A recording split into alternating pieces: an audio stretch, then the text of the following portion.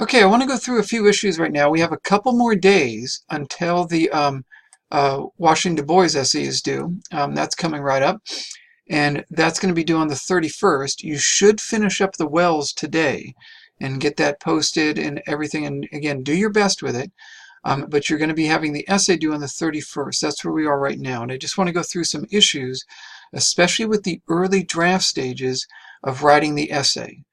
If you get the early draft stages right, you're going to be in good shape. You're going to be in very good shape. If you get them wrong, it's going to be very difficult to get the essay done. Okay, so I want to cover those and just make sure everybody's proceeding along the early draft stages in good shape. Let's go to the assignment. I've covered this briefly before, and let me go through it for a bit. Now, the civil rights essay, it's going to be a comparison contrast essay. This is very important. It's a comparison and contrast essay of Booker T. Washington, W. Du Bois. Okay, that is extremely important. They are going to be the focus of the essay. The writings of Wells are, you don't need to quote Wells. You need to bring up what she's written, but you do not need to quote it. I would urge you to not quote her, because when you quote something, you have to spend more time discussing it. What you want to do is just refer to it and summarize from it and say, Wells discusses this, that, or the other thing. Okay, so you don't need to quote her. So I want to be very clear from the beginning. Your 6-paragraph essay is going to have 4 body paragraphs, and that means 2 on Washington and 2 on Du Bois. Okay, so that's how it's going to be organized, and you're going to go back and forth. Washington, Du Bois, Washington, Du Bois, or Du Bois, Washington, Du Bois, Washington. That's how you're going to organize it, okay? And I'll walk through that in a bit. So you're going to analyze the positions of Washington and Du Bois and provide an insight into what they're talking about with their ideologies. And then bring Wells into it in each of the body paragraphs. Don't try to cover all of Wells. Don't try to cover all of Washington or Du Bois or any of the others. Instead, just give an insight into particular parts. That's the nature of analysis. Okay, that's what we're going to be doing. All right. So close reading, it's the same basic thing we've done before, that we did with Antigone, that we did with the Holocaust with Shoah. Now we're doing it with civil rights, and we're putting those analytical skills into a comparison contrast format. That's what we're doing. Okay. Now, let me go through the readings somewhat quickly, and I'm going to cover the early parts of them just to make sure we're kind of on the same page with them and that everybody gets the basic ideas of them. I won't be covering them entirely. I just want to set them up and and cover some of the basic issues kind of quickly here, okay? This is in the Washington reading, and let me go through him. And there he is, and I've talked to him briefly before. He was born into slavery and became really one of the most influential men in American history in his time period. He was extremely well known and extremely influential. Okay, let me go through some of his ideas, and we're going to go through the first part of the reading on him to give everybody a bit of an idea of what he was talking about. Let me get rid of myself here first. There, that's better. And this is paragraph 2. If he lets opportunity slip, I fear they will never be his again. And he's talking about African American men.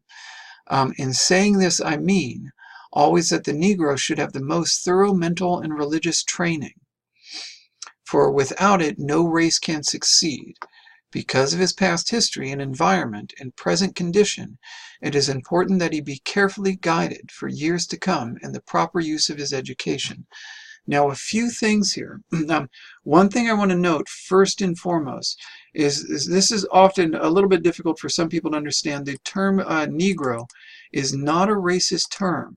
Okay, I don't want folks using it in their writing because it's antiquated.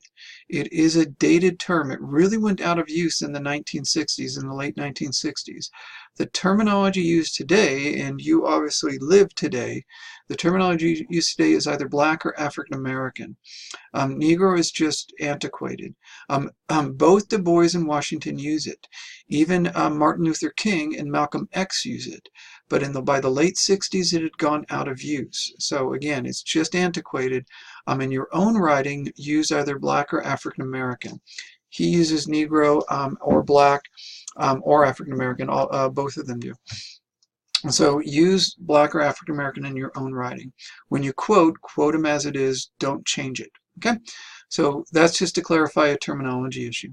But notice what he does here. He says, we can't let this opportunity slip. They are at a particular point in history that he makes very clear that really the previous generation that had been enslaved was actually highly skilled in vocational work, in painting, in carpentry, and other things.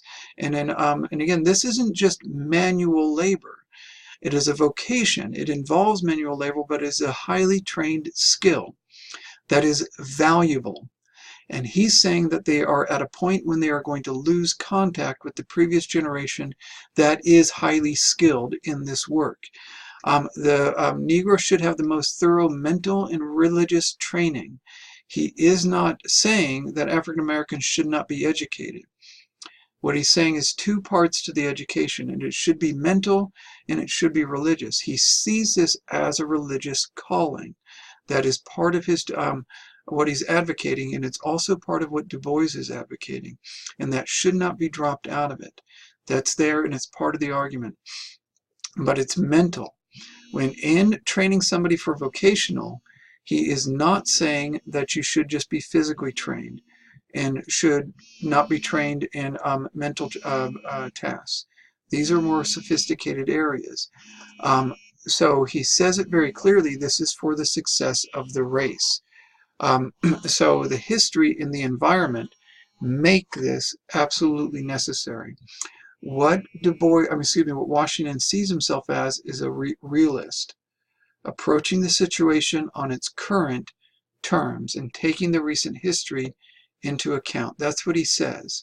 Okay? So when he goes on into the next paragraph, but in discussing this subject, one is often met with the question, and this is very important, should not the Negro be encouraged to prepare himself for any station in life that any other race fills? In other words, shouldn't African Americans become lawyers, doctors, and other things, and artists and other things? And he says yes. It's very important to acknowledge that and make sure you know that Washington is not saying that he's going to that he's advocating a caste system where African Americans can go here and they can't go in other vocations. And he says yes. But then he does this. But the surest way for the Negro to reach the highest positions is to prepare himself to fill well at the present time the basic occupations. So in other words, the most useful thing to do is to get fit for those basic occupations. What he's talking about is carpentry, painting, construction, and other types of fields, working in kitchens and other things. These are trained vocations, but they are the basic occupations. That's the foundation upon which to stand while securing what is called the more exalted positions. In other words, the higher level positions of doctor, lawyers, professors, other things will come later. These other occupations are foundational. Okay? So that's what he's doing. He sees this as a development, as something that often is called teleological. In other words, it's going to build towards an end that will have equality and equality of opportunity and everything else. But he wants for now to focus on the occupations that he sees as basic, and the training should be. Should they be allowed to do the other things? Of course, yes. Where should they focus? On the basic occupations. That's what he's talking about. So it's very important not to mischaracterize what he's arguing for. Okay. Let me go to the next one. And he talks a little bit about Haiti and Santo Domingo.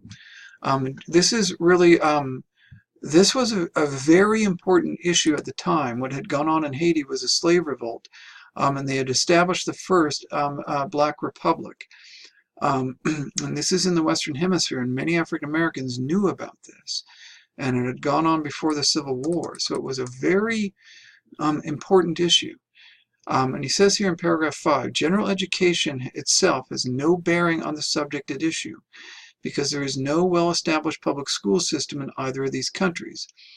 Yet large numbers of men of both Haiti and Santo Domingo have been educated in France for generations. Okay, in other words, people from Haiti and Santo Domingo have gone to France for generations. That's very interesting. This is especially true of Haiti, which has a French background. The education is has been altogether in the direction of belles letters, in other words, in literature and philosophy and things like that. However, and practically literally a little in the direction of industrial and scientific education. This has not helped the common Haitian. In other words, it's been the elite who have been educated and not the common Haitian. Okay, so that's who's been educated, are the elites and not the common ones, not the common folks who he sees as the foundation. Okay, let me go through this a little bit more. And get to the last point. The elder men and women trained in the hard school of slavery, and who so long possessed all the labors, skilled and unskilled, of the South, are dying out. That's what he's talking about, their historical point. This is when the people who were enslaved and were highly skilled in their labor, and some unskilled, are now dying out.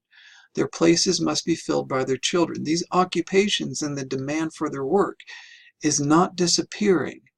The demand is there, and their children need to step into those positions, is what he's saying. And this is an economic demand, or shall we will lose our hold upon these occupations. Who's going to fill it? Primarily poor whites, not the poor lower class blacks. That's what's going to happen. So he's describing historical circumstances, but also economic circumstances in the demand for certain types of skilled labors.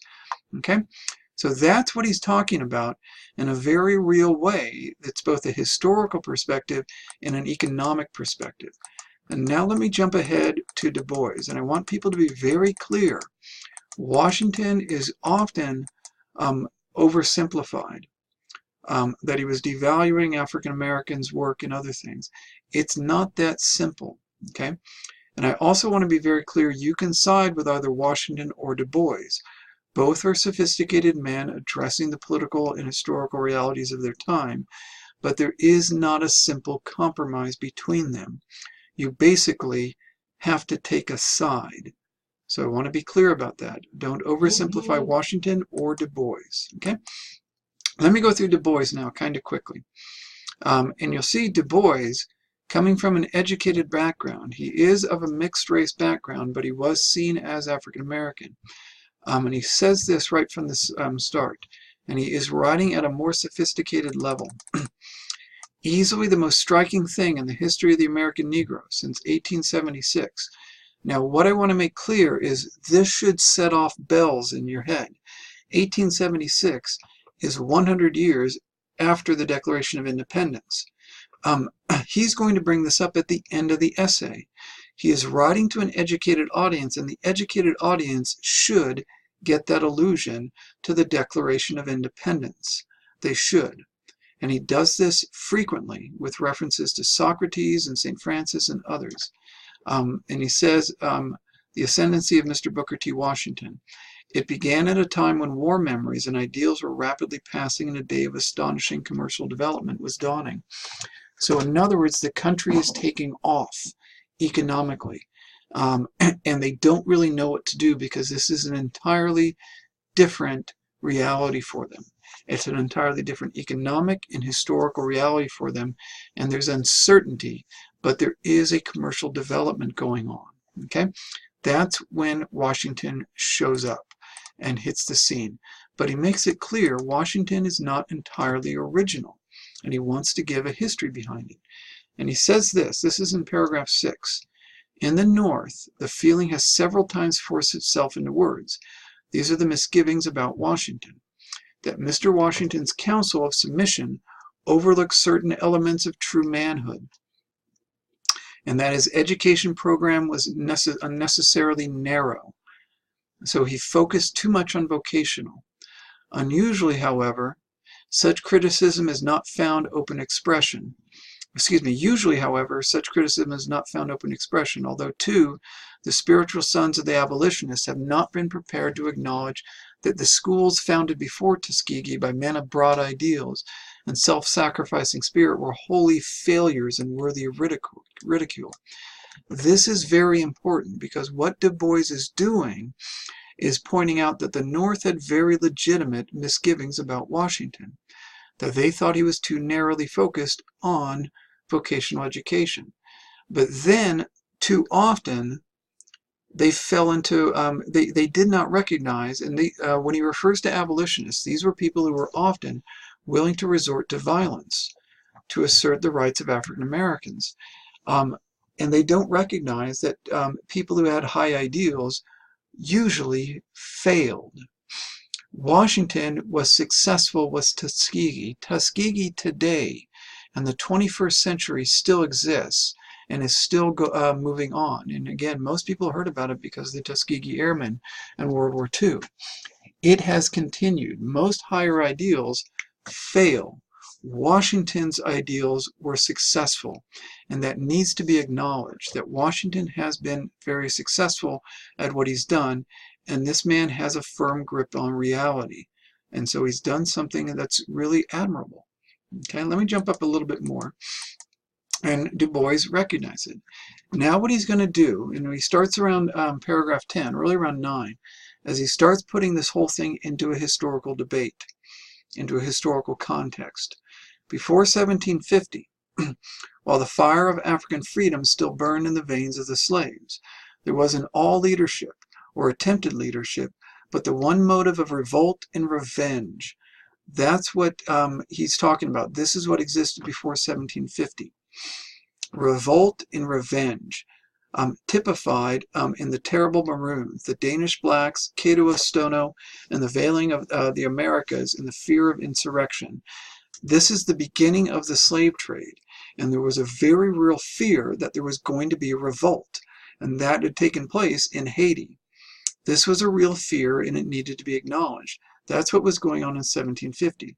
There wasn't really a sense of, let's get along and we can all cooperate. There was instead a real fear on the basis of this relationship, a fear of violence.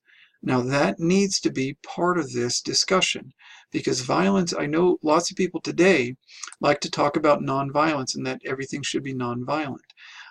History doesn't work that way. It really doesn't. And we're going to get to that with who is committing violence and what happens with it. It's part of the reality of the situation. So revolt and revenge were part of what was going on at the time, the very real fears of it, and those took place in Haiti. Okay, jumping up a little bit to 11. Stern financial and social stress after the war cooled much of the previous humanitarian ardor. And this is after the Revolutionary War. The disappointment and impatience of Negroes at the persistence of slavery and serfdom voiced itself in two movements. There's now a split that didn't really exist before. The slaves in the South, aroused undoubtedly by the vague rumors of the Haitian revolt, made 3 fierce attempts at insurrection. In 1800 under Gabriel in Virginia, in 1822 under Searcy in Carolina, in 1831 again in Virginia under the terrible Nat Turner. Many people have heard about Nat Turner, but again, notice this is, 3 insurrections over the course of 30 years, I guess really 40 years, 30 years total, 3 insurrections within that 30-year time span. This is a violent situation. The situation is leading not to small riots, but to full-scale revolts.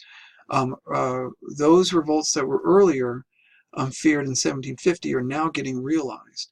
They haven't been successful, but they're getting realized. Haiti, it was successful, but they're getting realized throughout the Americas, Virginia, Carolina, and Virginia again. And the free states, on the other hand, a new and curious attempt at self-development was made. So in the North, there's something different going on. In Philadelphia and New York, color prescription led to the withdrawal of Negro communicants from white churches. So in other words, they start making distinction between whites and blacks. They start making basically segregation in the North.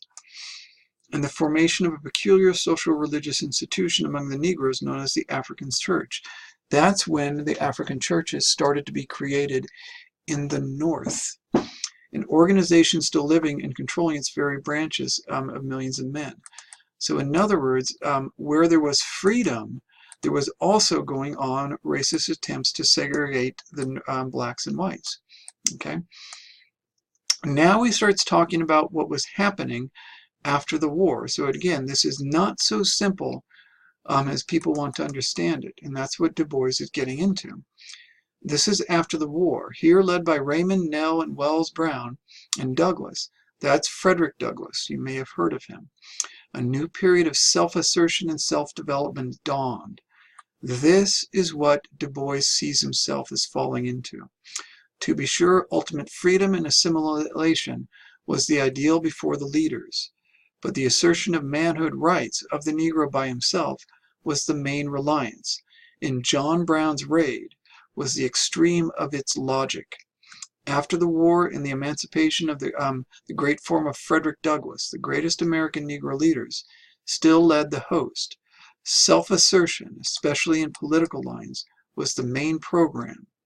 And behind Douglass came Eliot, Bruce, and Langston, and the Reconstruction politicians, and less conspicuous but of greater significance, Alexander Crummell and Bishop Daniel Payne.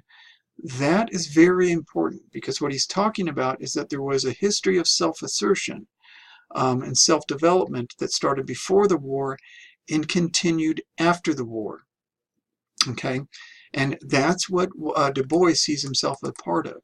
That's not what Washington is a part of. When he talks about the revolution of 1876, that's a counter-revolution against rights, and it's against the rights of African Americans. So he's being somewhat ironic here, actually extremely ironic. The suppression of the Negro votes, the changing of shifting ideals, and the seeking of new lights, and the great night.